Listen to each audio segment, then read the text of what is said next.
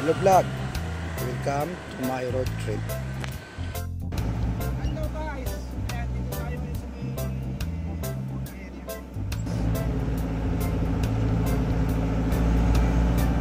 Ayan po yung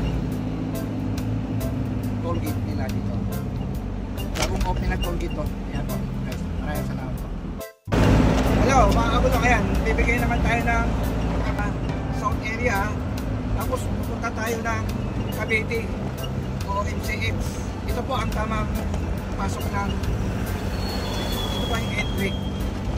Ayan po, makikita nyo naman, may nakalagay naman po Susana Heights MCX. Ayan, ito ang tamang pasok ha. Magaling ka ng south, mas papuntang Dasma, Bacoor, Amos, dito pwede ka dito. Ayan. Or Susana Heights ka. Ito ang tamang way natin dito po. Ayan, bigyan na naman tayo ng dagdag alaman. Maraming salamat.